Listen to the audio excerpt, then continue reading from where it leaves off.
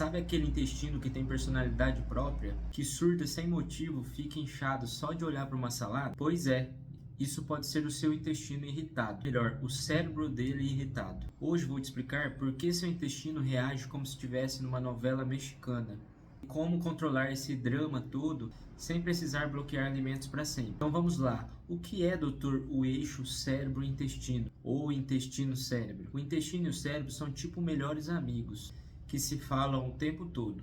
E quando um surta, o outro entra junto no caos. Igual aquele grupo do WhatsApp da família que um briga e os outros entram no meio. Com seu corpo é igual. A gente tem um nervo que chama vago, né, que ativa o sistema parasimpático, que é o sistema do intestino, e ele é relacionado com o cérebro, né?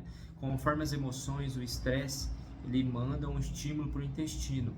O parasimpático, ele tem a função de estimular o intestino a funcionar.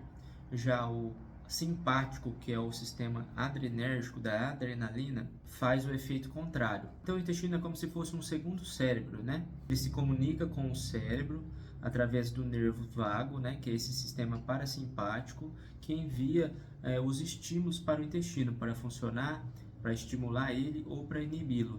E a síndrome do intestino irritável, ou atualmente chamada de cólon irritável, né, síndrome do cólon irritável, é influenciada por esse eixo cérebro-intestino.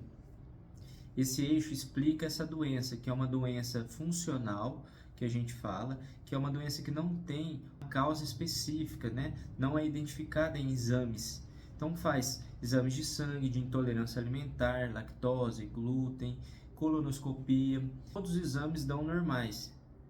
Então a gente fala que é uma doença funcional, né? E a síndrome do colo irritável é uma doença tem diagnóstico de exclusão, ou seja, a gente exclui outras causas orgânicas, né?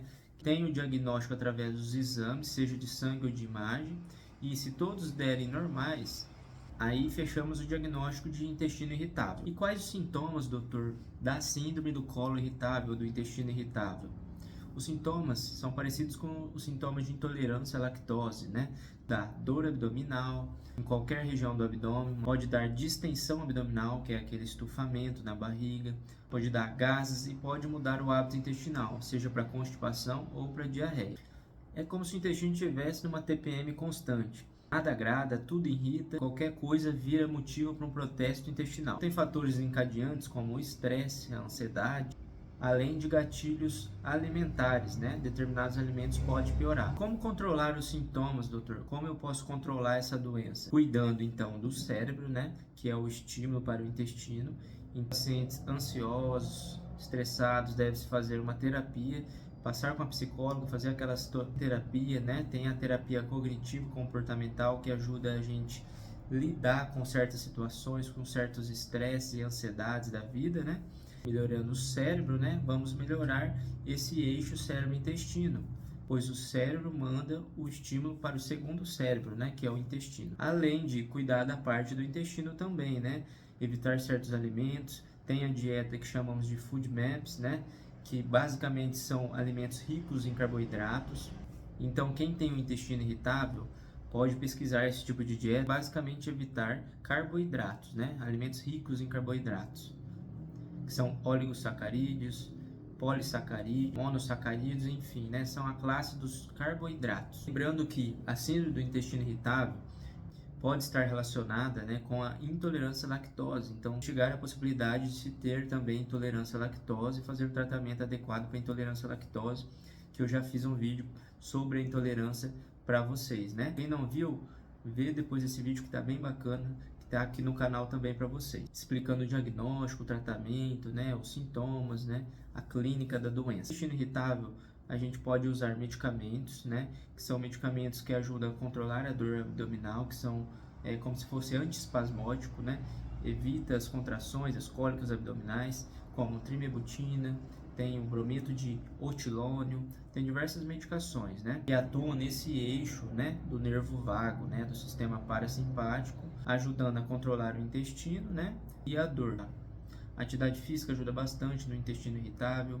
O uso de probióticos podem pode ser benéfico também. E o uso de medicamento para o intestino, seja para soltar ou para prender, né? Pacientes que têm a forma do intestino irritável mais presa, né, constipada, a gente usa laxantes. E pacientes que têm o intestino mais solto, a gente usa antidiarreicos, né, como loperamida e Mosec. O uso desses medicamentos, principalmente Mosec e loperamida, tem que ser sob indicação médica, pois não é todo mundo que pode usar, principalmente aqueles pacientes que têm sangue nas fezes, né, que é uma contraindicação ao uso desse medicamento, né. Esse medicamento, em casos de infecção intestinal, caso seja, pode piorar a infecção e levar até uma sepse, uma septicemia, né, que pode comprometer a vida da pessoa. E quando, doutor, eu preciso procurar um gastro? Quais são os sintomas de alerta? Então, se você tiver uma perda de peso significativa, né, a gente fala 10% do seu peso em 6 meses, sangramento nas fezes, né, e sintomas noturnos, pois a síndrome do intestino irritável ela não dá sintomas noturnos, e histórico familiar de câncer, então deve procurar o gastro para melhor investigação, ou fazer um exame de imagem, uma colonoscopia para investigar melhor e descartar outras causas. É comum a gente utilizar medicamentos antidepressivos e ansiolíticos para o tratamento da intestino irritável, né? Então, medicamentos como amitriptilina, fluoxetina, sertralina, enfim, esses medicamentos eles ajudam no controle da dor crônica, né? Que a síndrome do intestino irritável ela dá uma dor crônica abdominal. Então, para dores crônicas, como dor de coluna, a gente pode usar esses antidepressivos ansiolíticos, como amitriptilina, para controle de dor. E para intestino irritável também, a gente pode utilizar para o controle de dor abdominal, e já de ajudar no controle da ansiedade também, né? Que é um fator importante na intestino irritável, que tem que controlar para melhorar o intestino também. Então, sim, o intestino é sensível, o cérebro também. E quando os dois estão desequilibrados, quem sofre é você no banheiro. E se você se identificou, comenta aqui, hashtag time do intestino emocionado. E já deixa o like aí para ajudar esse conteúdo chegar em mais barrigas confusas. E claro, se inscreva no canal para mais dicas de gastro, para não perder os próximos conteúdos e dicas com bastante humor e sem tabu. Até o próximo vídeo.